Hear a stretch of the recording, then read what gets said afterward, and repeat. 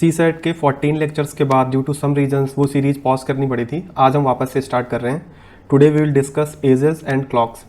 So for solving problems based on ages you need to know very few basic things. So let's say Ram की present as है 30 years. तो after 10 years Ram की as कितनी हो जाएगी?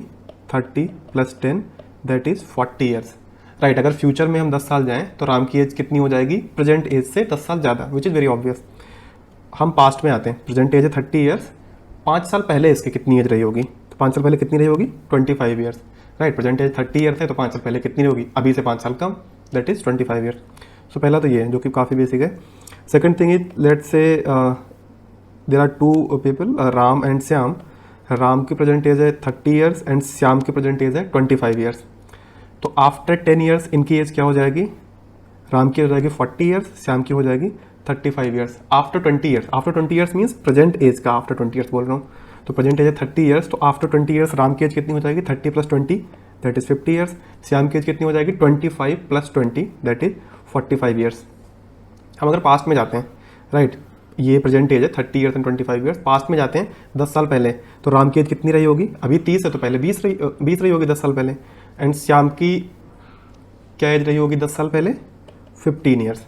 Right, अभी हम क्या करते हैं, इनका डिफरेंस कैलकुलेट करते हैं। तो पहले यहाँ से स्टार्ट करते हैं पास्ट में जो एज थी। राइट, पास्ट मीन्स प्रेजेंट के 10 साल पहले। 20 - 15 दैट इज़ 5। तो राम एंड श्याम के बीच जो एजेस का डिफरेंस है वो 5 ईयर्स का था। कब 5 ईयर्स का था? प्रेजेंट से 10 साल पहले। प्रेजेंट में डिफरेंस हो क्या है? 30 - 25 that is 5। After 10 years difference कितना हो गया? 40 - 35 that is 5। And after 20 years कितना हो गया? 50 - 45 दैट इज़ 5। मतलब दो लोगों के एजेस का जो डिफरेंस होता है वो कांस्टेंट रहेगा।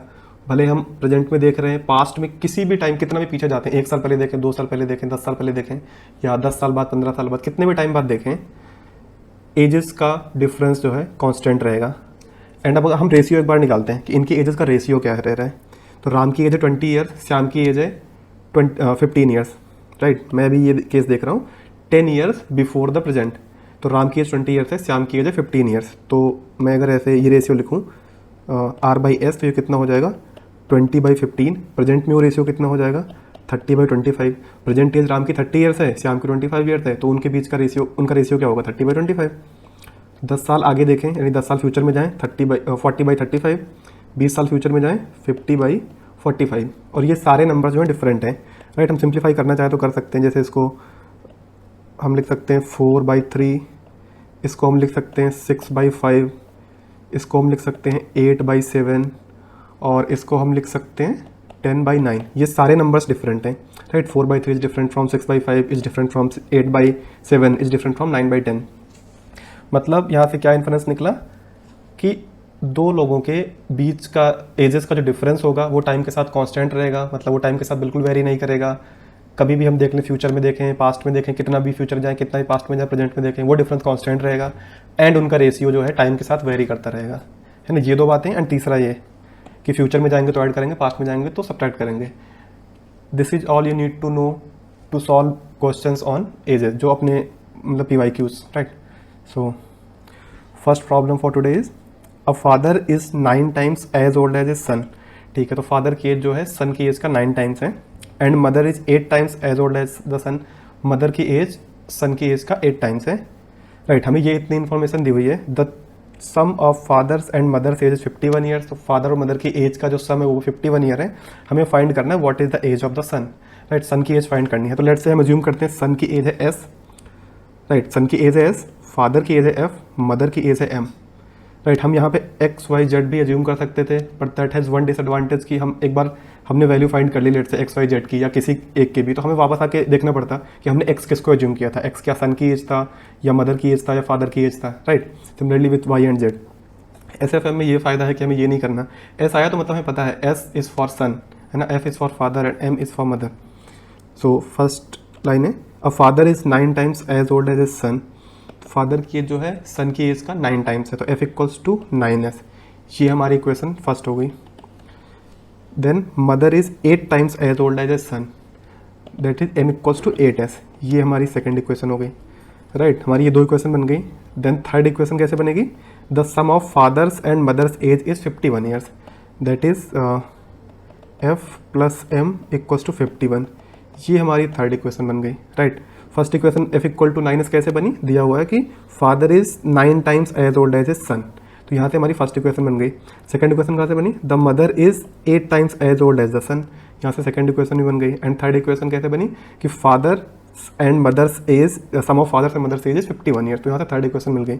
हमें अल्टीमेटली क्या फाइंड करना है, what is the age of the son, हमें एस फाइंड करना है। वैसे आपको इसमें दिख रहा होगा कि इसमें टोटल 3 वेरिएबल्स हैं, दैट इज एस, एफ और एम।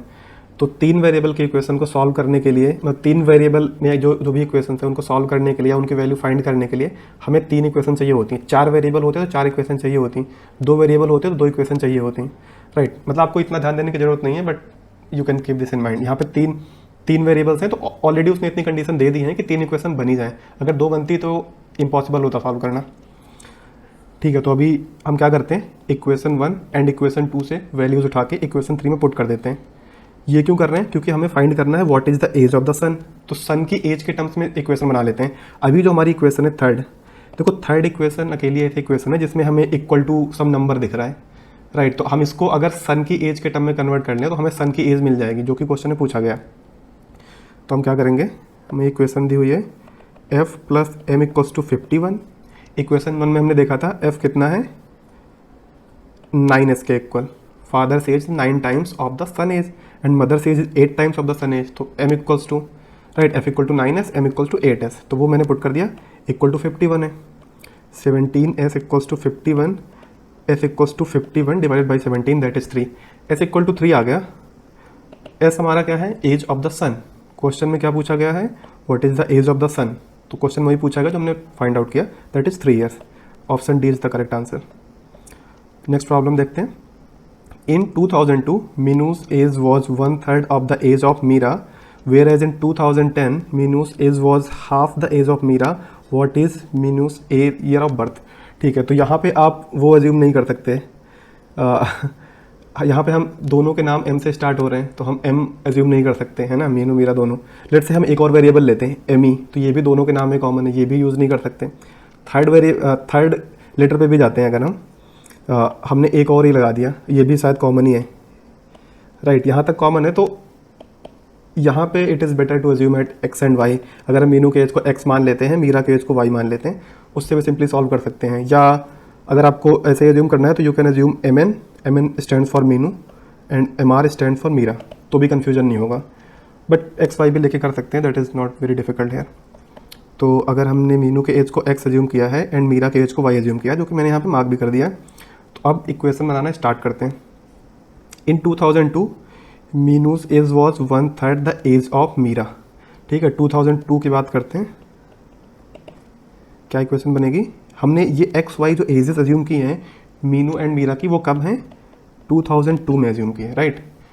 मीनू एंड मीरा की जो एजेस हैं एक्स वाई, वो 2002 में अज्यूम की है। लेट्स से हमें 2000 में फाइंड करना होता तो कितना होता, x - 2 y - 2, क्योंकि 2002 में अगर उनकी एजेस x और y हैं तो 2 साल पहले जाएंगे, 2 साल माइनस करेंगे ना इससे, या 10 साल आगे जाते, लेट से 2012 में फाइंड करना पड़ता, तो कितना हो जाता, x + 10 y + 10, राइट। तो अब 2002 के लिए हम इक्वेशन बनाते हैं, तो क्या बनेगा, Meenu's age was 1/3 of the age of Meera, तो ये बोल रहा है x वॉज मीनूज एज, है ना, y is the age of Meera is equals to 1/3 of the age of Meera, तो 1/3 ऑफ y, ये हमारी इक्वेशन 1 बन गई, राइट। फिर दूसरा क्या बोल रहा है, whereas in 2010 Meenu's age was half the age of Meera. 2010 में देखते हैं, तो अब 2010 में मीनू की एज कितनी होगी, x + 10 एंड मीरा की एज कितनी होगी, y नहीं सॉरी x + 10 नहीं, हाँ 8 ईयर्स है, x + 8 एंड y + 8, राइट। 2002 में अगर मीनू की एज x है तो 2010 में मीनू की एज होगी x + 8। 2002 में अगर मीरा की एज y है तो 2010 में मीरा की एज होगी y + 8। तो अब 2002 के लिए हमने इक्वेशन बना ली है, 2010 के लिए इक्वेशन बनाते हैं, कंडीशन फिर से देखते हैं। Whereas in 2010 Meenu's age was half the age of Meera. 2010 में क्या है, मीनू की जो एज है दैट इज x + 8 है मीनू की एज, क्योंकि 2002 से 2010 तक आएंगे तो कितना होगा, 8 ईयर्स होगा। x + 8 equals to half of Meera age y + 8। तो यहाँ पे आपने ये भी नोटिस कर लिया होगा कि हम रेशियो क्या ले रहे हैं हमेशा, मीनू और मीरा की एज का ही ले रहे हैं, बट उनका रेशियो टाइम के साथ चेंज हो रहा है। 2002 में वो रेशियो 1:3 का था एंड 2010 में वो रेशियो 1:2 का ही बचा है। तो मतलब रेशियो टाइम के साथ चेंज होगा, डिफरेंस चेंज नहीं होगा। अगर हम 2002 में देखें दोनों के एज के बीच का डिफरेंस कितना था, y माइनस एक्स। 2010 में देखें तो कितना होगा, y plus 8 minus x plus 8 which is also y minus x. तो डिफरेंस सेम रहेगा, बस रेशियो चेंज होगा। ठीक है, तो अभी हमारे पास ये दो इक्वेशन बन गई, x equal to 1/3y and x plus 8 equal to 1/2 y plus 8। तो हम यहाँ से ये भी लिख सकते हैं इस इक्वेशन से y इक्वल टू 3x, 3 को इधर भेज दिया, क्रॉस मल्टीप्लाई कर दिया। और इस इक्वेशन में क्या लिख सकते हैं, ये वाली इक्वेशन को 2 को इधर भेज दिया, 2 times of x plus 8 equals to y plus 8। अभी y इक्वल टू 3x हमें मिल गया इक्वेशन 1 से, इसको यहाँ पे पुट कर देते हैं। या देखते हैं हमें क्या फाइंड करना है। हाँ, what is Meenu's year of birth, हमें मीनू के बारे में फाइंड करना है। तो मीनू की एज को ही हमने x अज्यूम किया था, तो it is better to eliminate y and convert all the equation in terms of x, क्योंकि उससे हमें x की वैल्यू मिल जाएगी डायरेक्टली, जो कि पूछा गया। अगर हम y निकालते तो फिर एक इक्वेशन यूज करके हमें x भी फाइंड करना पड़ता। तो x अल्टीमेटली फाइंड करना ही करना है। डायरेक्टली इसने x नहीं पूछा है, बट x की रिक्वायरमेंट है, मतलब मीनू के बारे में ही पूछा, उसकी ईयर ऑफ बर्थ पूछा है, तो हमें उसकी एज तो पता करनी पड़ेगी 2002 में।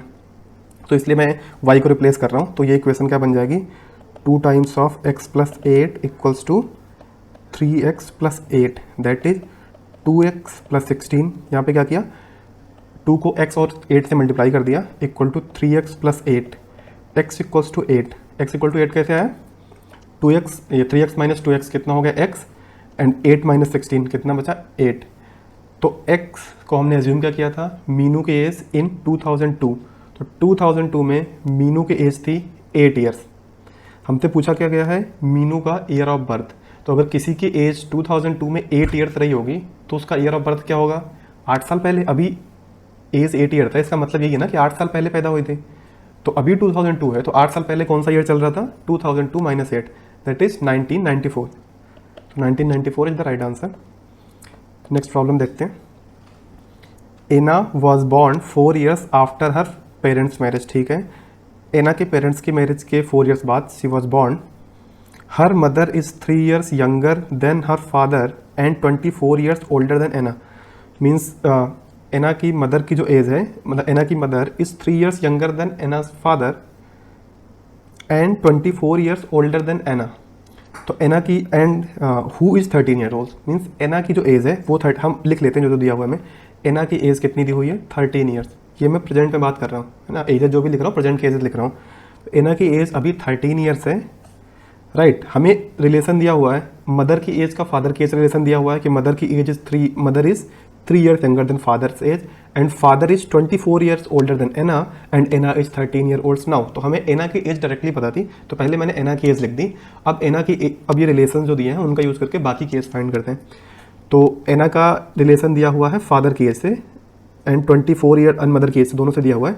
तो वापस इस सेंटेंस को पढ़ते हैं, हर mother is 3 years younger then father. तो ये रिलेशन का हम अभी यूज़ नहीं कर पा रहे हैं क्योंकि हमें ना फादर की एज पता है ना मदर की एज पता है, राइट। तो दोनों ही अननोन होंगे, तो ये रिलेशन अभी नहीं लिखते हैं, पहले देखते हैं कुछ नोन के टर्म्स में रिलेशन निकालते हैं।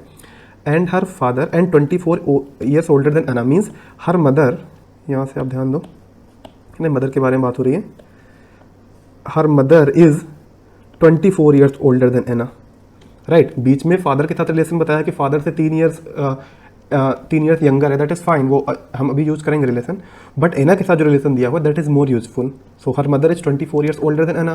तो इफ एना की एज है 13 ईयर्स तो एना के मदर की एज क्या होगी, 13 प्लस 24 दैट इज 37 ईयर्स। तो एना की फादर की एज क्या होगी, हाँ अब फादर का देखते हैं कि फादर का रिलेशन एना से दिया हुआ है या उसकी मदर से दिया हुआ, किसी ना किसी से दिया होना चाहिए, अदरवाइज हम फाइंड नहीं कर पाएंगे।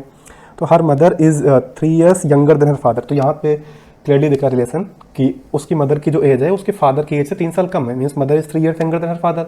तो फादर की एज जो है मदर की एज से 3 साल ज़्यादा है, that is same thing. Mother अगर 3 ईयर्स यंगर है फादर से तो फादर 3 ईयर्स ओल्डर देन है मदर से। तो एफ इक्वल टू कितना हो जाएगा, m प्लस 3, मदर की जो एज है प्लस 3, तो मदर की एज है कितनी 37, तो फादर की एज कितनी हो जाएगी 37 प्लस 3 दैट इज 40 ईयर्स। अब हमें फाइंड क्या करना है, आपने ये नोटिस कर लिया होगा मैंने वेरिएबल नेम्स कैसे लिए हैं, E stand for Anna, M stand for mother and F stand for father, right. हमें एक्स वाई जेड या वो भी एज्यूम कर सकते थे, but now you know the reason कि मैंने ऐसा क्यों किया। So at what age did Anna's father got married, हाँ तो अभी हमें एना की एज पता है 13 ईयर्स है, मदर की एज है 37 ईयर्स, फादर की एज है 40 ईयर्स। अब ये पूछ रहा है, ये एज तो है सही है, हमें ये पता करना है कि किस एज में एना के फादर की शादी हुई थी। तो जब एना 14 ईयर्स एना जब 13 ईयर्स के है उस टाइम पे फादर की एज है 40 ईयर्स। तो एना के बर्थ पे क्या रही होगी फादर की एज, है ना। एना के बर्थ के टाइम फादर की एज क्या रही होगी 40 - 13 दैट इज 27 ईयर्स। एना जब 13 ईयर्स की है तब एना के फादर की एज है 40 ईयर्स। मीन्स अगर 13 ईयर्स पीछे जाएँ दैट इज एना के बर्थ के टाइम पे जाएँ तो एना की एज क्या रही होगी 0। भाई 13 - 13 0। एना के बर्थ की बात करें, बर्थ में तो 0 होती है। एंड फादर की एज क्या हो जाएगी 40 - 13 दैट इज 27 ईयर्स। 27 ईयर्स थी एना के बर्थ पे, बट फर्स्ट लाइन में दिया हुआ है कि Anna was born 4 years after parents marriage. तो पेरेंट्स की मैरिज के 4 साल बाद एना वॉज बॉर्न। तो एना के बर्थ के टाइम फादर की एज अगर 27 ईयर्स थी तो उसके 4 साल पहले कितनी रही होगी 27 - 4 दैट इज 23 ईयर्स, राइट। एना के बर्थ के टाइम फादर की एज 27 ईयर्स थी तो उसके 4 साल पहले फादर की एज कितनी रही होगी 27 - 3 दैट इज 24। सॉरी 4 साल पहले कितनी एज रही होगी 27 - 4 दैट इज 23 ईयर्स। एंड 4 साल पहले एनास पेरेंट्स गॉट मैरिड। तो हमें पूछा वही है कि at the time of marriage उसके फादर की एज क्या थी, तो फादर की एज थी 23 ईयर्स। नेक्स्ट प्रॉब्लम देखते हैं। हाँ, the average age of a teacher and 3 students is 20 years. Okay, 3 students हैं एंड टीचर है, इन चारों की जो एज है उनका जो एवरेज है, तो एवरेज कैसे निकालते हैं, sum of all the ages divided by कितने लोगों की एजेस हम कंसिडर कर रहे हैं, तो 4 लोग हैं। तो एवरेज अपना क्या होगा, एवरेज एज क्या होगी sum of ages, right, divided by 4। यहाँ पे 4 लोग ले रहे हैं, 3 स्टूडेंट्स हैं 1 टीचर है। ये इक्वेशन का हम यूज करेंगे अभी आगे। Okay, the average age of teacher and 3 students is 20 years, actually in 20 years नहीं है। If all the 3 students are of the same age. अब ये नई इन्फॉर्मेशन दे दी है इसने। पहली इन्फॉर्मेशन है कि एक टीचर 3 स्टूडेंट्स का जो एज है उनका एवरेज है 20 ईयर्स। सेकेंड इन्फॉर्मेशन है कि ऑल द 3 स्टूडेंट्स जिनकी हम एजेस कंसीडर कर रहे हैं एवरेज निकालने के लिए, they are of the same age. ठीक है, if all the 3 students are of the same age and difference between the age of the teacher and each student is 20 years. अब ये थर्ड नई इन्फॉर्मेशन दे दी है कि टीचर और students के बीच का जो एज का जो डिफरेंस है वो है 20 ईयर्स का। Then what is the age of the teacher. ठीक है, लेट्स से टीचर की एज को हम एज्यूम करते हैं टी एंड स्टूडेंट की एज को हम एज्यूम करते हैं एस। तो ये बोल रहा है, सबसे पहले लास्ट वाली कंडीशन लिखते हैं, the difference between the age of the teacher and each student is 20 years. मतलब टीचर की एज और स्टूडेंट की एज के बीच का जो डिफरेंस है वो है 20 ईयर्स, है ना। टी माइनस एस कितना दिया हुआ है 20 ईयर्स। इसको ऐसे भी लिख सकते हैं T equals to S plus 20, या ऐसे भी लिख सकते हैं S equals to T minus 20। ये तीनों सेम इक्वेशन लिखी हुई हैं, है ना। बस कभी इधर इसको लेफ्ट में रखा, कभी इसको लेफ्ट में रखा। ठीक है, एक कंडीशन हमने यूज कर ली, कौन सी वाली यूज़ कर ली, ये यूज़ कर ली, डिफरेंस वाली हमने यूज़ कर ली। दूसरी कंडीशन यूज करते हैं, if all the 3 students are of the same age. ठीक है, तो हमने स्टूडेंट की एज को सबको एस एज्यूम कर लिया, राइट। एस ये वाली भी हमने यूज़ कर ली। अभी इक्वेशन में लिखते हैं इसको। Then the average age of teacher and 3 students is 20 years, right. तो एवरेज वाला फॉर्मूला क्या था, sum of ages divided by the number of people considered for calculating the sum. तो जितने लोग की एजेस का सम लिया है डिवाइडेड बाई उतना ही करेंगे तभी एवरेज आएगा। तो कितने लोग के एजेस का सम लिया है 4, एक टीचर 3 स्टूडेंट्स, तो सम ऑफ एजेस डिवाइडेड बाई 4। ये वैल्यू कितनी दी हुई है, ये वैल्यू दी हुई है 20, राइट। एवरेज क्या होता है, sum of the ages divided by number of people, जितनों को हमने कंसीडर किया है सम निकालने के लिए। सेम चीज़ वही लिख दी है। और ये हमें प्रॉब्लम में दिया हुआ है कि उनका जो एजेस का एवरेज है वो 20 ईयर्स है। तो ठीक है, ये वाली इक्वेशन में और वैल्यू पुट करते हैं, 20 equal to sum of ages. तो टीचर की एज क्या है टी, स्टूडेंट की एज क्या है S plus S plus S, तीनों की एज बराबर है, डिवाइड बाई 4। तो S plus S plus S ये जो किया है, यहाँ पे मैंने ये सेकंड वाली कंडीशन यूज की है, ऑल द ये वाली, if all the 3 students are of the same age. तो ये फैक्ट का मैंने वहाँ पे यूज़ कर लिया कि हाँ वो सेम एज के हैं। ठीक है, इसको ऐसे भी लिख सकते हैं, क्रॉस मल्टीप्लाई कर दो, 20 into 4 that is 80 equals to T plus 3s। ये फाइनल एक इक्वेशन बन के आ गई। अभी ये एक सिंगल इक्वेशन है और इसमें 2 वेरिएबल्स हैं टी एंड एस। एक को हमें एलिमिनेट करना है, एक को हमें रखना है। हम कौन सा वाला रखना चाहेंगे, सबसे पहली कंडीशन तो ये होती है जो वेरिएबल हम इसमें रिटेन करेंगे वो क्वेश्चन में वही पूछा गया हो। तो अल्टीमेटली हम उसकी वैल्यू फाइंड करेंगे और वही हमारा आंसर होगा, दूसरे की वैल्यू फाइंड नहीं करनी पड़ेगी।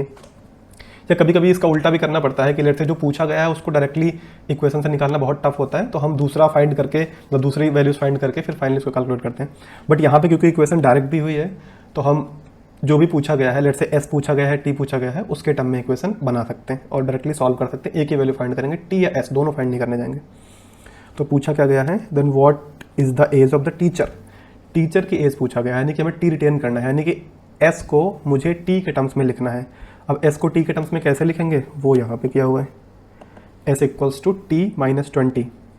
तो हमारी जो इक्वेशन बनी थी T plus 3s equals to 80, ये वाली इक्वेशन है। देन एक इक्वेशन और थी S equals to T minus 20, तो ये पुट कर देते हैं T plus 3 times of T minus 20 equals to 80। अब ये टी माइनस 20 क्यों किया, हम ये वाली भी यूज कर सकते थे T equal to S plus 20, but T equal to S plus 20 करते तो पूरी इक्वेशन एस के टर्म में हो जाती, तो हमें अल्टीमेटली जो आंसर मिलता वो एस मिलता। एस निकालने के बाद फिर हमें वही इक्वेशन यूज करनी पड़ती है, ये वाली T equal to S plus 20, फिर हम जाके टी निकालते क्योंकि क्वेश्चन में हमें टी पूछा गया है। टी क्या है, एज ऑफ टीचर है, तो हमने डायरेक्टली टी को ही पुट कर दिया। जब अल्टीमेटली टी फाइंड करना है तो एस पे क्यों जाना अगर इक्वेशन स्टेट है तो ठीक है, इसको ब्रैकेट को ओपन करते हैं। टी प्लस 3 जो है टी और 20 दोनों से मल्टीप्लाइड है, तो ब्रैकेट ओपन किया, दोनों से इंडिविजुअली मल्टीप्लाई हो जाएगा। तो T plus 3t minus 3 into 20 equals to 80। T plus 3d कितना हो गया 4t माइनस 3 इंटू 20 कितना हो गया 60 equals to 80। 4t equals to कितना 140, t equals to 140 divide by 4 that is 35 years, है ना। हमें टीचर की एज पूछा गया था, उसको हमने टी एज्यूम किया था, डाउट नहीं होना चाहिए कि टी क्यों एज्यूम किया था, वाई क्यों एज्यूम नहीं किया, ऑब्वियस रीजन से कि अभी हमें जाके देखना नहीं पड़ रहा कि वाई किसको लिया था, एक्स किसको लिया था, है ना, क्योंकि हमने टी और एस यूज़ किया है। तो स्टूडेंट्स और टीचर ऑब्वियस है नाम से। टी अपना 35 ईयर था, तो 35 ईयर्स ऑप्शन में होगा कहीं, हाँ, सी इज द राइट आंसर। तो एजेस पे पी वाई क्यू हमने देख लिए, अभी हम फटाफट क्लॉक्स पे देख लेते हैं। तो क्लॉक्स में जैसे ये वाली जो हैंड है, ये कौन सी मिनट हैंड है, ये सेकंड हैंड है एंड ये आर हैंड है, मतलब मिनट वाली सुई, सेकंड वाली सुई एंड घंटे वाली सुई जो होती है। इसमें कुछ थोड़ी सी बेसिक चीज़ें ध्यान रखने की हैं। लेट्स से एक सर्कल का टोटल एंगल कितना होता है 360 डिग्री, राइट।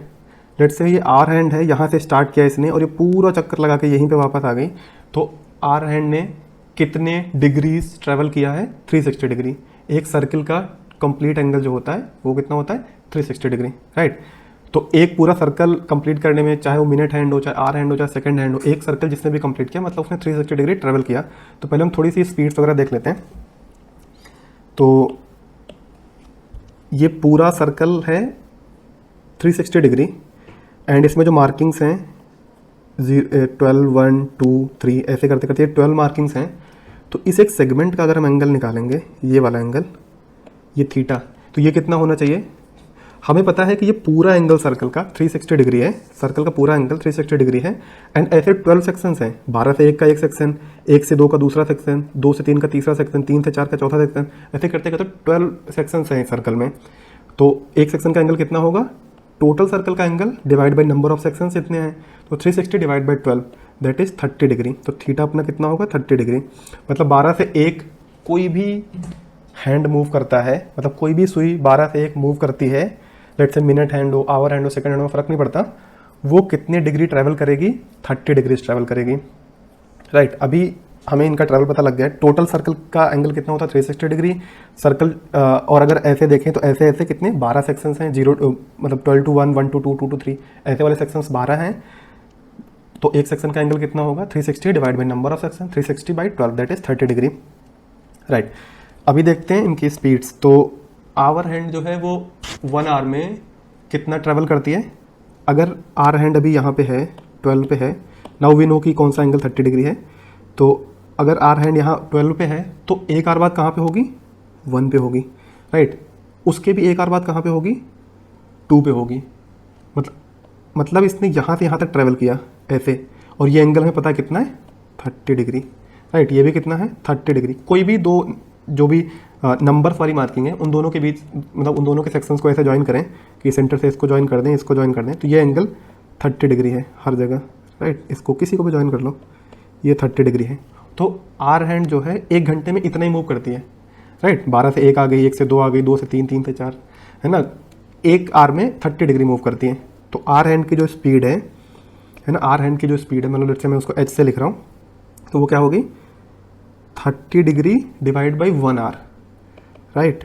तो कितना हो गया 30 डिग्री पर आर।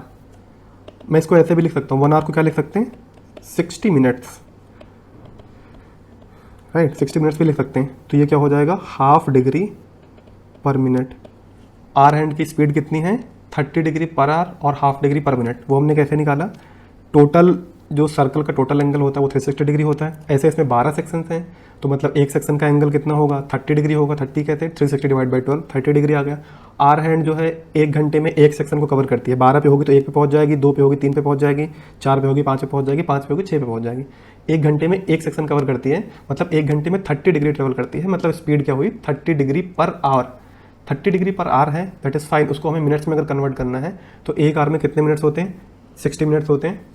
तो 30 by 60 minutes, 30 degree by 60 minute, that is half degree per minute. ये आर हैंड की स्पीड हो गई। अभी हम देखते हैं मिनट हैंड की स्पीड। तो मिनट वाली जो हैंड है, हाँ, मिनट हैंड जो है वो 1 घंटे में कितना ट्रैवल करती है। लेट से अभी 2 पे है, तो 1 घंटे में कितना ट्रैवल करती है, ये पूरा ट्रैवल कर जाएगी, राइट। मिनट हैंड 1 घंटे में ये पूरा ट्रैवल करके वापस से यहीं पे आ जाएगी। मतलब 1 घंटे में मिनट हैंड कितना ट्रैवल करती है 360 डिग्री, राइट। मतलब ये काफ़ी ऑब्वियस होना चाहिए, राइट। घर में जो भी अनलॉक लॉक होती है सबको देखने की आदत होगी। 1 घंटे में मिनट हैंड पूरा सर्कल कंप्लीट करके वहीं पे आ जाती है। अगर एक मोमेंट पे 12 पे है तो 1 घंटे बाद फिर से ये चलते चलते चलते चलते 12 पे ही आ जाएगी, राइट। लेट से 12 पे है, यहाँ पे पहुंची तो 5 मिनट ट्रैवल किया इसने, यहाँ पहुंची 10 मिनट ट्रैवल किया, है ना। ऐसे करते करते यहाँ पहुंची 30 मिनट्स ट्रैवल किया, तो वापस 60 मिनट्स ट्रैवल करने के लिए इसको वापस यहीं पे आना पड़ेगा। मतलब 60 मिनट्स में मिनट वाली हैंड जो है 360 डिग्री कवर करती है। तो मिनट हैंड की अगर हम स्पीड लिखने जाएँ तो बोल सकते हैं उसने 360 डिग्री कवर किया डिवाइड बाई 1 आवर, तो इसको क्या बोलेंगे 360 डिग्री पर आवर। बट अगर हम इसको ऐसे लिखना चाहें, मिनट के टर्म्स में लिखना चाहें, विच इज़ मोर कन्वीनियंट, तो क्या बोलेंगे 360 डिग्री डिवाइड बाई 1 आवर था। 1 आवर में कितने मिनट्स हैं 60 मिनट्स हैं, तो 360 डिग्री डिवाइड बाई 60 मिनट्स, तो क्या हो गया 6 डिग्री पर मिनट। तो मिनट हैंड की स्पीड कितनी हो गई 6 डिग्री पर मिनट। ये ध्यान रखना है, मिनट हैंड की स्पीड है 6 degree per minute, hour hand की स्पीड कितनी है half degree per minute, right. ये दोनों हैंड्स की स्पीड है। सिमिलरली आप सेकंड हैंड की स्पीड भी निकाल सकते हो, जो सेकंड बताती है सुई, वो 1 मिनट में ही पूरा घूम जाती है, तो उसका हो जाएगा अपना 360 degree per minute, right. Second वाली जो हैंड है वो 1 मिनट में ही पूरा चक्कर लगा देती है, तो एक चक्कर का एंगल हो गया 360 डिग्री और टाइम लगा 1 मिनट, तो मतलब 360 डिग्री पर मिनट हो गया। सिमिलरली स्पीड्स आर में भी लिखी हैं। आर हैंड की है 30 डिग्री पर आर एंड मिनट की हैंड की है 360 डिग्री पर आर। बट आर वाली आप ना भी ध्यान रखोगे तो चलेगा, बट मिनट वाली स्पीड ध्यान रखना चाहिए, वो कैलकुलेशन में हेल्पफुल होती है। तो एक चीज़ हमने यहाँ पे ये सीख ली, एंगल का देख लिया और मिनट एंड आर हैंड की स्पीड्स देख ली। सेकंड हैंड की स्पीड भी आप सिमिलरली निकाल सकते हो, 360 डिग्री पर मिनट आ जाएगी ना। टोटल जितना एंगल ट्रैवल करता है कोई भी हैंड होल्डर से कोई हाइपोथेटिकल क्लॉक दे दी जो किसी और स्पीड से मूव करती है, कुछ और एंगल ट्रैवल करती है, तो फंडा यही होगा निकालने का कि कितना वो एंगल ट्रैवल करती है डिवाइड बाई कितना टाइम लगता है ना। डिस्टेंस बटे टाइम इक्वल्स टू स्पीड, है ना। दूरी बटे समय बराबर चाल होता है, ये हमने देखा था। बस यहाँ पे डिस्टेंस जो है स्ट्रेट लाइन में नहीं है, मतलब स्ट्रेट लाइन में नहीं मूव कर रहा है, सर्कुलर मूव कर रहा है, दैट इज़ फाइन, तभी हमारा वो डिस्टेंस वो एंगल में आया है, ठीक है। उसके बाद हमने एक कॉन्सेप्ट देखा था रिलेटिव वेलोसिटी का। तो अगर मिनट हैंड की स्पीड है 6 degree per minute and hour hand की स्पीड है हाफ डिग्री पर मिनट, जो कि है भी एंड आपको याद भी रखनी है, एंड ये दोनों सेम डायरेक्शन में मूव कर रहे हैं। सेम डायरेक्शन से क्या मतलब है, दोनों ऐसे क्लॉकवाइज मूव कर रहे हैं, right. Minute hand, hour hand, second hand, कोई भी हैंड है, क्लॉक की सारी सुइयाँ तो क्लॉकवाइज ही मूव करेंगे ना, that is how clockwise is defined. तो अगर सेम डायरेक्शन में मूव कर रहे हैं तो रिलेटिव वेलोसिटी निकालने के लिए या रिलेटिव स्पीड निकालने के लिए हमें क्या करना पड़ेगा, एक की स्पीड से दूसरे की स्पीड को माइनस करना पड़ेगा। ये हमने समझा था जब टाइम स्पीड वाला चैप्टर डिस्कस किया था, मैं एक बार फिर से बता देता हूँ। लेट से 2 बाइक वाले हैं, एक जा रहा है 40 किलोमीटर पर आवर से, दूसरा जा रहा है 60 किलोमीटर पर आवर से। तो 40 किलोमीटर पर आवर वाले को 60 किलोमीटर पर आवर वाले की स्पीड कितनी दिखेगी, जो इनके बीच का डिफरेंस है, that is 20 kilometre per hour, क्योंकि एक्चुअल में तो इसकी स्पीड 60 किलोमीटर पर आ रहा है, बट इसको 20 क्यों दिख रहा है? क्योंकि 40 से तो खुद भी मूव कर रहा है, राइट? तो 20 वो स्पीड है जिस स्पीड से 60 वाला बाइकर 40 वाले बाइकर से आगे को जा रहा है। अगर दोनों की स्पीड लेट से 60-60 होती, मतलब उनकी स्पीड का जो डिफरेंस है वो 0 होता, तो दोनों साथ साथ चलते, मतलब कोई भी आगे नहीं जा रहा होता या कोई भी पीछे नहीं जा रहा होता, तो हम ऐसा बोलते हैं कि रिलेटिव स्पीड एक के रिस्पेक्ट में दूसरे की रिलेटिव स्पीड 0 है, राइट? तो सेम यहाँ भी है, हमें दोनों की स्पीड्स पता है सेम डायरेक्शन में मूव कर रहे हैं। ये स्ट्रेट लाइन मोशन था बाइक वाला, क्लॉक्स वाला सर्कुलर मोशन है, उससे फ़र्क नहीं पड़ता, कॉन्सेप्ट तो सेम ही रहेगा। कॉन्सेप्ट क्या था कि हमें अगर उनकी रिलेटिव स्पीड निकालनी है, relative speed, let's say relative speed निकालते हैं मिनट वाले हैंड की आर वाले हैंड के रिस्पेक्ट में, क्योंकि मिनट वाला ऑब्वियसली तेज चल रहा है, तो जो तेज चल रहा है उसकी स्पीड निकालते हैं स्लो वाले के रिस्पेक्ट में, विच मेक्स मोर सेंस। तो क्या हो जाएगा 6 degree minus half degree per minute, that is 6 minus आधा, that is 5.5 degree per minute, 11.2 degree per minute. तो ये कौन सी स्पीड आ गई? ये है relative speed of minute hand with respect to hour hand. तो 3 स्पीड अपने को पता चल गई। आर हैंड की स्पीड कितनी है, सिर्फ मिनट्स में बात करते हैं, आर्स में भी मैंने बता दिया है, जिसको ध्यान मतलब कन्वर्ट कर ही सकते हो, मिनट में तो याद रख लेना। आर हैंड की स्पीड कितनी, half degree per minute. Minute hand की स्पीड कितनी है, 6 degree per minute. And minute hand की relative speed with respect to hour hand कितनी है, दोनों का भी डिफरेंस ले लेंगे, तो 11/2 डिग्रीज पर मिनट, राइट? नेक्स्ट थिंग आता है, कुछ टाइम हमें दिया होगा कि अभी इतना बज रहा है, हमें दोनों जो क्लॉक्स हैं, दोनों जो हैंड्स हैं, minute hand and hour hand, उनके बीच का जो एंगल है वो बताना होता है ना? तो उसका एक फॉर्मूला डायरेक्ट होता है, फॉर्मूला पहले बता देता हूँ, बाकी बिना फॉर्मूले के भी बता दूंगा कैसे करते हैं। तो फॉर्मूला क्या होता है, theta equals to 11/2m minus 30h, right? Theta clock के minute hand and hour hand के बीच का एंगल है, m क्या है, टाइम जो दिया होता है उसमें मिनट्स वाला पार्ट है, h क्या है, टाइम जो दिया होता है उसमें हैंड वाला r वाला पार्ट है, एंड दिस, ये आपको पता होगा, इसका ये मॉड है। मॉड क्या होता है, जैसे -4 का मॉड क्या हो जाएगा 4, -3 का मॉड क्या हो जाएगा 3, एंड 5 का मॉड क्या होगा 5, 8 का मॉड क्या होगा 8। मतलब पॉजिटिव नंबर है तो मॉड उतना ही होगा, और अगर नेगेटिव नंबर है तो मॉड बस उसको पॉजिटिव कर देगा। इसका एग्जांपल देखते हैं, लेट्स से टाइम हो रहा है 4:20 AM, तो थीटा क्या हो जाएगा अपना, मॉड ऑफ 11/2m, m में क्या लिखेंगे, मिनट वाला part that is 20, minus 30 into h में क्या लिखेंगे, r वाला पार्ट दैट इज 4। ये जो भी सॉल्व करके आएगा वो इसका आंसर होगा। लेट्स से ऐसा होता कि 4:20 PM होता तो भी आंसर सेम रहता, राइट? आप एक बार देखना ध्यान से या सोचना इस पर कि अगर 4:20 AM हो रहा है या 4:20 PM हो रहा है, और अपनी जो क्लॉक्स होती हैं घर में 12 आवर वाली, उन पे जो दोनों हैंड है उनकी पोजीशन सेम ही रहती है, राइट? AM PM तो हमें पता चलता है कि हाँ भी दिन है या रात है तो AM होगा या PM होगा, बट जो हैंड्स दिखा रही हैं 12 आवर वाली क्लॉक में वो तो एकदम सेम ही दिखाती हैं, 4:20 दिखाएंगे, राइट? तो चाहे AM हो चाहे PM हो, ये फॉर्मूला दोनों के लिए वैलिड है, उसमें कुछ चेंज नहीं करना है। एक चीज़ इसमें ध्यान रखने की है, हम इसको चाहे तो इसका मॉड हटा दें, theta equals to 11/2m minus 30h, ऐसे भी लिख सकते हैं। इस केस में क्या होगा, इस केस में इतना डिफरेंस है, हमने मॉड हटा दिया, तो मॉड लगाया क्यों था, मॉड तभी लगा रहा, मतलब कुछ जरूरत रही होगी, तो मॉड करता क्या है, नेगेटिव को पॉजिटिव में कन्वर्ट कर देता है। तो अभी मॉड हटा दिया तो क्या होगा, मतलब ये वैल्यू नेगेटिव भी हो सकती है, तभी इस पर मॉड लगाया था, अदरवाइज तो फॉर्मूला में मॉड लगाते ही क्यों। तो ये एंगल अपना नेगेटिव भी आ सकता है, तो एंगल पॉजिटिव आएगा कब, नेगेटिव आएगा कब, वो फॉर्मूले से देख के काफ़ी आराम से समझा जा सकता है। आपको यहाँ पे दिख रहा है 11/2m माइनस 30h, तो मिनट की वजह से मतलब मिनट्स वाला पार्ट जितना ज़्यादा होगा उतना ये वैल्यू ज़्यादा होगी, और आर वाला पार्ट जितना ज़्यादा होगा उतनी वैल्यू कम होगी, क्योंकि माइनस लगा है आर के आगे, राइट? मिनट जितना ज़्यादा होगा उतनी ये थीटा की वैल्यू ज़्यादा होगी, एंड आर्स जितने ज़्यादा होंगे उतनी ये थीटा की वैल्यू कम होगी। तो इससे में क्या समझ आता है कि अगर थीटा अपना पॉजिटिव आता है, दैट इज ग्रेटर देन 0 आता है, तो मिनट हैंड क्या है, लीड कर रही है ना? मिनट हैंड आगे है आर वाले हैंड से। अगर थीटा नेगेटिव आता है तो आर वाली जो हैंड है वो लीड कर रही है, मतलब आर वाली हैंड आगे है मिनट वाली हैंड से।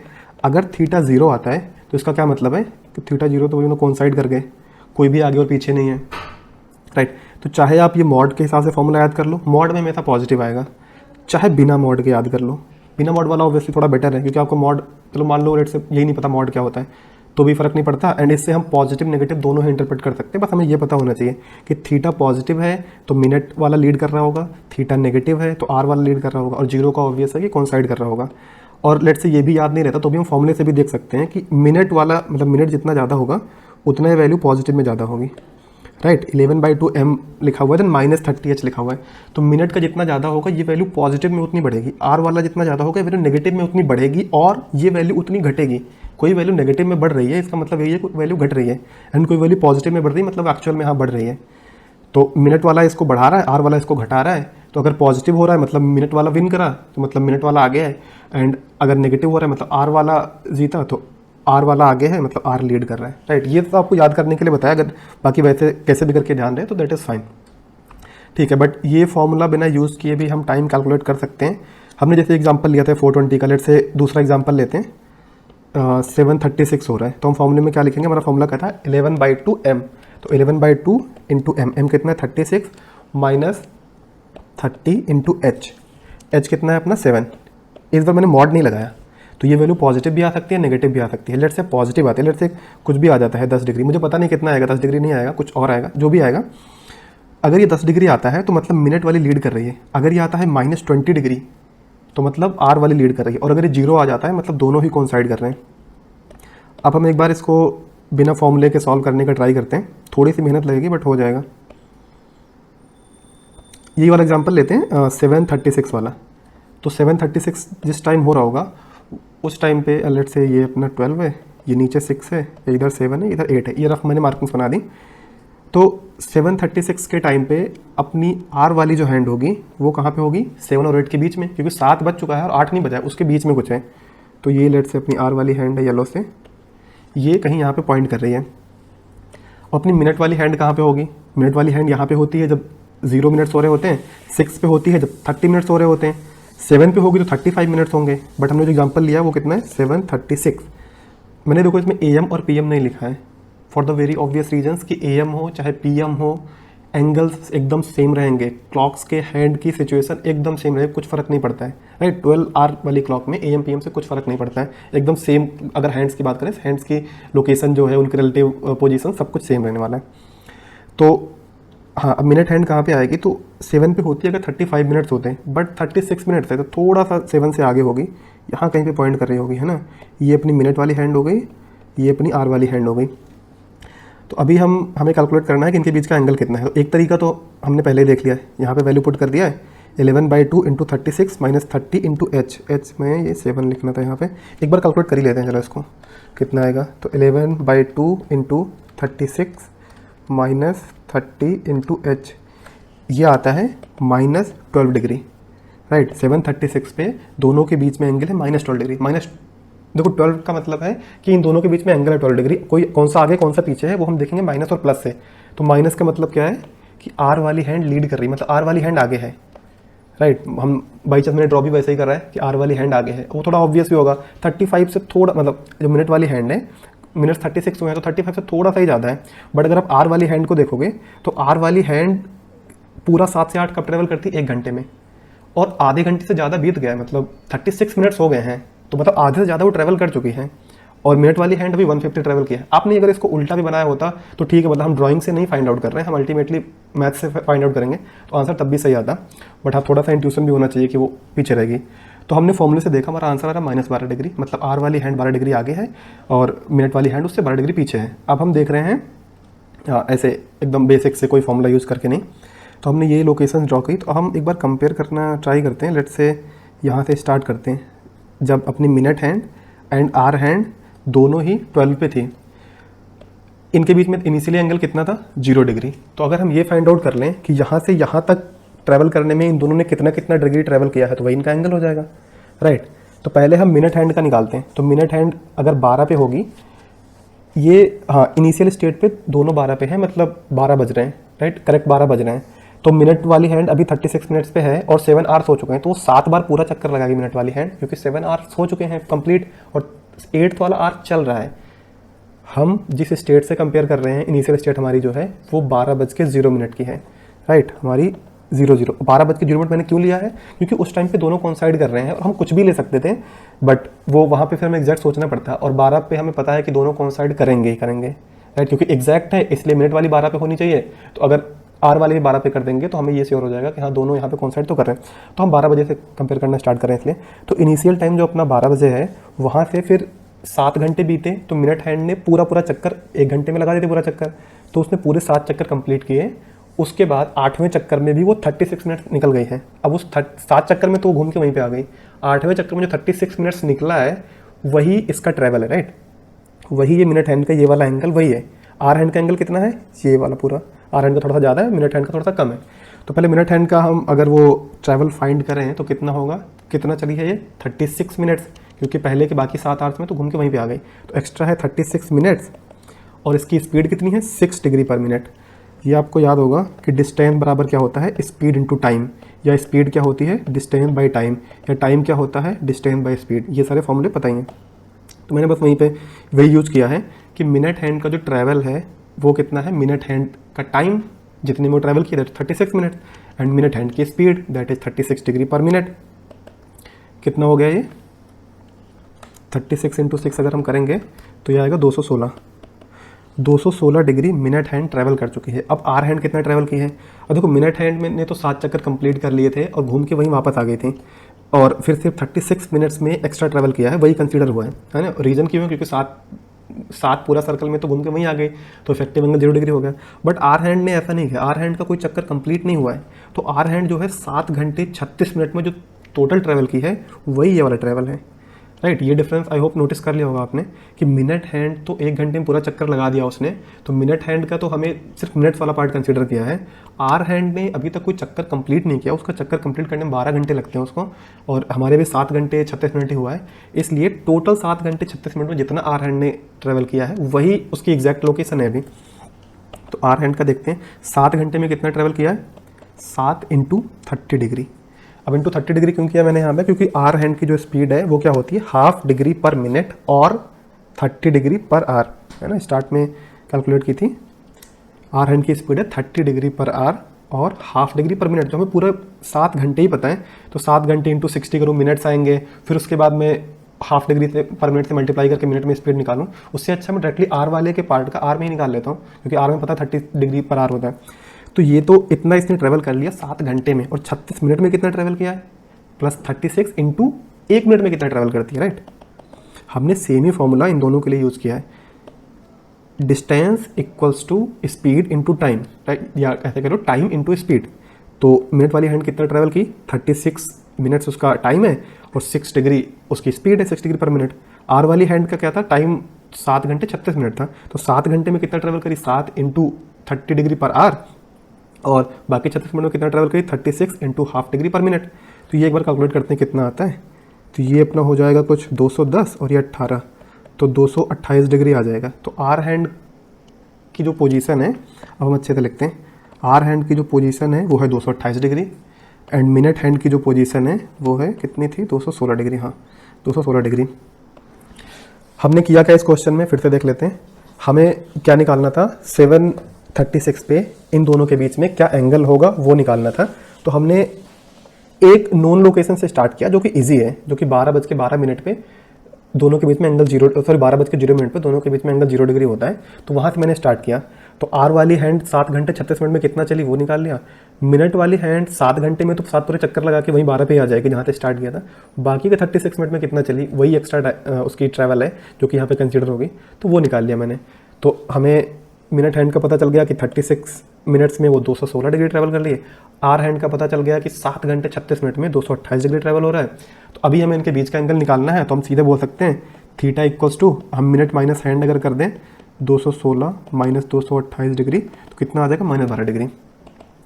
हमने फॉर्मूले से भी -12 डिग्री ही निकाला था, और यहाँ पे मैंने बताया था कि माइनस होगा तो मतलब होता है मिनट वाली हैंड लीड, माइनस होगा तो मतलब आर वाली हैंड लीड कर रही है, ये रहा, और अगर प्लस होता तो मिनट वाली हैंड लीड कर रही है। तो मेरा माइनस यहाँ पे आया था फॉर्मूले में, मतलब आर वाली हैंड लीड कर रही है। और यहाँ पे हमने एक्जैक्टली देख भी लिया कि आर वाले की लोकेशन है 228 डिग्री और मिनट वाले की लोकेशन है 216 डिग्री, मतलब आर वाली लीड कर रही है। इसीलिए यहाँ पे भी मैंने m-h किया। आप h-m भी कर दो, 12 डिग्री आ जाएगा। As long as you have find these 2 values, तो कोई कंफ्यूजन नहीं होगा। मतलब अगर आप 12 डिग्री भी इसका निकाल लो, बट ये तो दिख जाएगा नहीं कि आर वाली ही लीड करी, 228 इज ग्रेटर देन 216। इसको आप ऐसे भी कर सकते थे कि जैसे 12:0 पे स्टार्ट किया, फिर हमें रिलेटिव स्पीड पता है 11/2 डिग्री पर मिनट, और ये फिर रिलेटिव स्पीड से निकाल लेते हैं। तो मैंने अभी एक्चुअल स्पीड यूज़ किया है, रिलेटिव स्पीड इसीलिए बताया कि रिलेटिव स्पीड से भी इसको निकाल सकते हैं। वो ट्राई करना हो तो कर लेना, मतलब दो तरीके मैंने बता दिए हैं, एक तो फॉर्मूले से, दूसरा एकदम बेसिक से, तीसरा है रिलेटिव स्पीड से निकालने का, वो आप खुद से कर सकते हो। देन प्रॉब्लम देखते हैं। A wall clock moves 10 minutes fast in every 24 hours. ठीक है, एक वॉल क्लॉक है, वो 24 आवर्स में 10 मिनट आगे निकल जाती है। The clock was set right to show the correct time at 8 AM on Monday. Okay, Monday 8 AM को करेक्ट टाइम शो कर रही थी। When the clock shows time 6 PM on Wednesday, what is the correct time. ठीक है, तो ये clock 10 minute fast है 24 hours में, मतलब ये क्लॉक टाइम गेन कर रही है, कितना, 10 मिनट का गेन कर रही है 24 आवर्स में। मतलब जब ये क्लॉक में टाइम बीतेगा 24 आवर 10 मिनट्स, तो एक्चुअल टाइम हुआ होगा 24 आवर्स। राइट, ये आप ऐसे समझो, जब एक्चुअल टाइम 24 आवर्स हुआ होगा तो इस क्लॉक में जो टाइम होगा वो कितना होगा, 24 आवर्स 10 मिनट्स का। अभी हमें दिया हुआ है कि 8 AM ऑन मंडे को ये करेक्ट टाइम शो करती है, और 6 PM ऑन वेंसडे को करेक्ट टाइम कितना होगा। तो हमें पता है ये क्लॉक फास्ट चल रही है, तो अगर ये 6 PM शो कर रही है वेंसडे को, तो यानी कि एक्चुअल टाइम इससे थोड़ा सा कम होगा। इतना होता है, कितना कम होगा वो भी नहीं देख रहे हैं, बट थोड़ा सा कम होगा, ये हमें पता चल गया। ठीक है, तो 8 AM मंडे को 8 AM से ट्यूसडे को 8 AM में कितना टाइम हो, 24 आवर्स। ट्यूसडे को 8 AM से वेंसडे को 8 AM में कितना टाइम हो, 24 आवर्स। एंड वेंसडे को 8 AM से वेंसडे को 6 PM तक कितना टाइम हुआ, 10 आवर्स हो गया। ठीक है, अभी हम ऐसे कर सकते हैं कि यहाँ बोल दे 10 मिनट्स लॉस किया, क्योंकि 24 आवर्स में 10 मिनट, सॉरी लॉस नहीं किया, 10 मिनट गेन किया, 10 मिनट फास्ट चल रही है। 24 आवर्स में 10 मिनट्स गेन किया, इधर भी 24 आवर्स में 10 मिनट गेन किया, और 10 आवर में कितना गेन किया निकाल लें, तीनों को जोड़ दें, देन माइनस कर दें। उससे मोस्ट लाइकली आंसर मतलब क्लोज आ जाएगा, क्योंकि ऑप्शंस उतने क्लोज यहाँ पे नहीं दिए हुए हैं, तो आंसर करेक्ट मार्क हो जाएगा। बट उसमें एक थोड़ी सी गलती है कि हमें ये दिया हुआ है कि 24 आवर्स जब एक्चुअल में बीतते हैं, है ना, ये clock moves 10 minutes fast in every 24 hours. इसका मतलब है कि जब 24 आवर एक्चुअल में बीतते हैं, तब ये जो क्लॉक है वो 10 मिनट फास्ट चल जाती है। 24 आवर्स को ये 24 आवर 10 मिनट्स दिखाएगी, और हमें अभी जो हमने टाइम लिखा है ये 24 आवर 10 आवर्स, ये हमें इस क्लॉक के रेस्पेक्ट में है, मतलब इसमें फास्ट जो टाइम है, जो 10 मिनट फास्ट चल रही है, वो भी इंक्लूडेड है। तो हम क्या करेंगे, हम 10 मिनट्स को और ले लेंगे, 24 आवर 10 मिनट, 24 आवर 10 मिनट्स, और ये कितना बचेगा, 9 आवर 40 मिनट्स।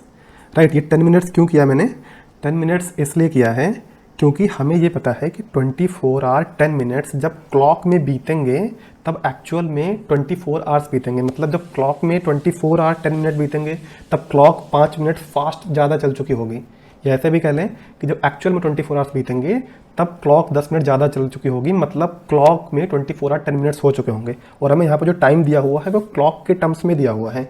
राइट, 8 AM पे तो करेक्ट थी, तो 8 AM तो करेक्ट टाइम भी है, क्लॉक का भी टाइम, दोनों कॉन्साइड कर रहा है। बट जो 6 PM दिया हुआ है वो क्लॉक के टर्म्स में दिया हुआ है। इसने ये नहीं बोला है कि जब 6 PM मंडे को हो रहा है तो क्लॉक कितना दिखाएगी, नहीं, इसने ये बोला है कि जब 6 PM क्लॉक दिखा रही है तब कितना टाइम होगा। तो जब क्लॉक दिखा रही है इससे ये समझ आ रहा है हमें कि ये टाइम जो है क्लॉक के टर्म्स में दिया हुआ है, तो 10 मिनट फास्ट वाला भी साथ साथ कंसिडर करके ही कैलकुलेशन करेंगे। राइट, तो 24 आवर 10 मिनट्स में 10 मिनट लूज कर देती है ना, 24 आवर्स में 10 मिनट लूज कर देगी, पर 24 आवर्स एक्चुअल में होगा, एंड एक्चुअल का 24 hours correspond to 24 hours 10 minutes in this clock, और हमें इस क्लॉक के टर्म्स में ही टाइम दिया हुआ है, इसलिए मैं 24 आवर 10 मिनट्स ले रहा हूँ। 10 मिनट्स यहाँ भी लूज कर देगी, सॉरी 10 मिनट्स यहाँ भी गेन कर लेगी। देन 9 आवर एंड 40 मिनट्स है, तो हमें ये पता है 24 घंटे 10 मिनट में लूज करेगी, गेन करेगी 10 मिनट, तो 12 घंटे 5 मिनट में ये 5 मिनट गेन कर लेगी। तो टोटल मतलब यहाँ पे हम थोड़ा सा अप्रॉक्सीमेट कर सकते हैं after looking at the options कि ये 30 मिनट्स है, ये 36 मिनट्स है, 24 है, 18 है, काफ़ी दूर दूर ऑप्शंस है। मतलब पहले जो मैंने बताया था, अगर आप 24 आवर 10 मिनट्स ना भी करते, 24 आवर्स ही करके लगाते, मतलब इसको आप अगर गलत इंटरप्रेट कर लेते हैं कि ये 6 PM क्लॉक का टाइम नहीं है, 6 PM एक्चुअल टाइम है, तो भी ये क्वेश्चन गलत नहीं होता।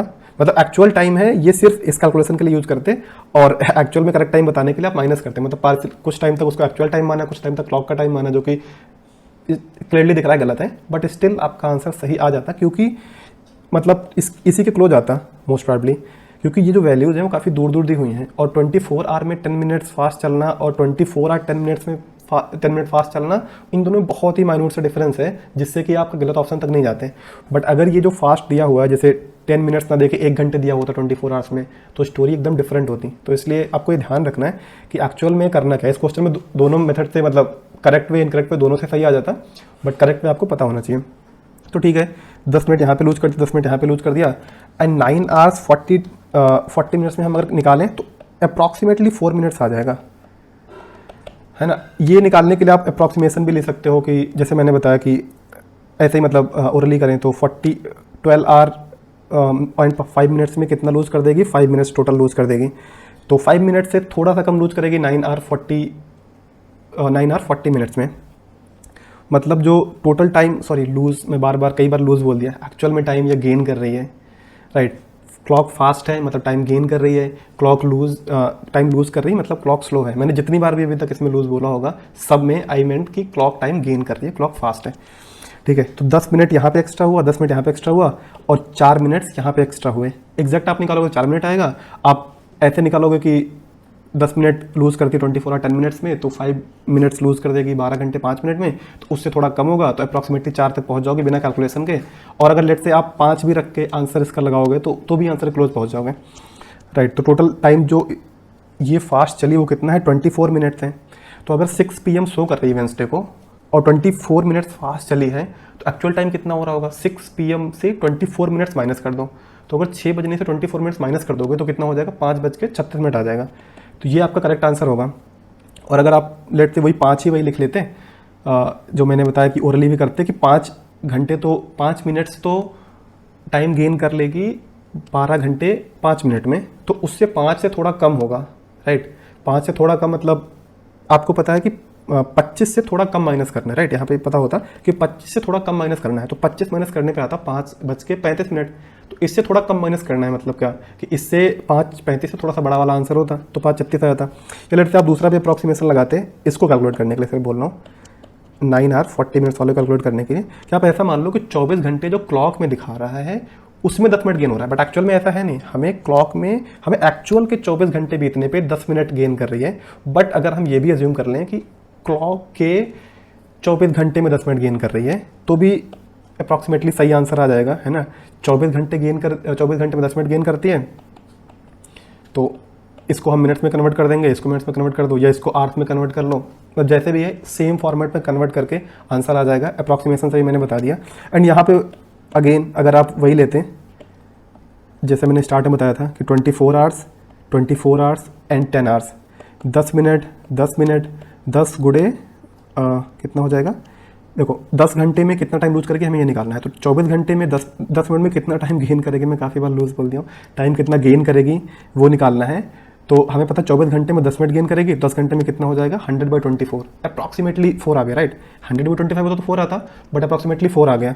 तो 4 पॉइंट समथिंग 10 तो 24 पॉइंट समथिंग आएगा। 24 पॉइंट समथिंग घटाओगे अगर 6 बजे से, तो 535 पॉइंट समथिंग आ जाएगा, मतलब 536, राइट। तो यहाँ पे अगर हम थोड़ा गलत भी करते तो सही होता, बट एक्चुअल में मैंने बता दिया कितनी बार कि आपको ये चीज़ ध्यान रखनी है, क्योंकि ये कहीं अगर ये वैल्यू सिग्निफिकेंट होती है, सिग्निफिकेंट मतलब ये 10 मिनट ना होकर 1 घंटे होता 24 आवर्स में, तो फिर आंसर गलत हो सकता था। या ये ऑप्शन बहुत क्लोजली होते 535, 536, 537, तो भी गलत होने के चांसेस थे। ओके, इसका एग्जाम्पल देख भी लेते हैं दूसरा, कि लेट से ऐसा हो रहा है कि एक clock gains 4 minutes in 3 hours, right. एक क्लॉक है वो 3 घंटे में 4 मिनट्स गेन करती है। हमें पहले क्या था, 24 घंटे में 10 मिनट गेन कर रही थी। सिमिलरली अभी ये क्या है, 3 घंटे में 4 मिनट्स गेन कर रही है। तो मतलब 1 घंटे में कितना गेन कर रही है, 4/3 मिनट्स। ऐसे हमें निकाल सकते हैं, ठीक है। अभी ये क्लॉक मंडे को 8 PM पे सेट है करेक्टली। क्लॉक मंडे को 8 PM पे करेक्टली सेट है। तो हमें ये बताना है कि जब एक्चुअल टाइम अगले दिन 5 PM हो रहा होगा, तो क्लॉक एग्जैक्टली क्या टाइम शो कर रही होगी, राइट। क्वेश्चन समझ आ गया? मैं वापस रिपीट कर देता हूँ। एक क्लॉक है जो कि 3 आवर्स में 4 मिनट्स गेन कर रही है। मंडे को 8 PM पे करेक्टली उसको सेट किया गया है। तो नेक्स्ट डे जब एक्चुअल टाइम 5 PM हो रहा होगा तो ये क्लॉक क्या दिखा रही होगी? प्रीवियस क्वेश्चन में क्या था कि एक्चुअल में 6 PM हो रहा है, क्लॉक में मतलब क्लॉक में 6 PM हो रहा है और एक्चुअल टाइम क्या है वो बताना था।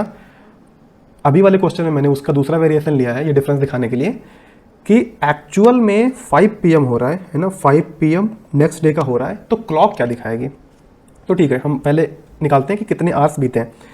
तो 8 PM on one day to 5 PM on next day, कितना टाइम हो गया? 8 PM टू 5 PM कितना हो गया? 21 आवर्स। 24 माइनस 3 आवर्स है, 3 घंटे बाद 24 घंटे पूरा हो जाते हैं, तो 21 आवर्स हो गया। 21 आवर्स एक्चुअल टाइम बीता है, राइट। ये टाइम क्लॉक के रेस्पेक्ट में नहीं है, क्लॉक तो गलत दिखा रही है। पहले जो टाइम दिया हुआ था वो सब क्लॉक के रेस्पेक्ट, प्रीवियस क्वेश्चन में टाइम दिया था वो क्लॉक के रेस्पेक्ट में था। अभी जो टाइम है ये एक्चुअल है, एक्चुअल में 21 घंटे बाद पूछ रहा है, अब क्लॉक क्या शो करेगी? तो हमें ये पता है कि क्लॉक जो है हर घंटे में, देखो 3 घंटे में 4 मिनट्स ये फास्ट चलती है या 4 मिनट्स गेन करती है, तो 1 घंटे में 4/3 मिनट्स गेन करेगी, सिंपल यूनिटरी मेथड। 21 घंटे में कितना गेन करेगी? 4/3 इंटू 21 आवर्स, राइट। ये 7 आ जाएगा, ये आ जाएगा 28 मिनट्स। 3 घंटे में 4 मिनट गेन करती है, 1 घंटे में 4/3 मिनट्स गेन करेगी, 21 घंटे में 28 मिनट्स गेन करेगी। तो अगर नेक्स्ट डे जब 5 PM एक्चुअल हो रहा होगा तब तक ये क्लॉक 28 मिनट गेन कर चुकी होगी या 28 मिनट फास्ट हो चुकी होगी, तो इसमें टाइम क्या हो रहा होगा? 5:28 PM, राइट। आई होप आपको ये समझ आ गया होगा। This is all for this lecture.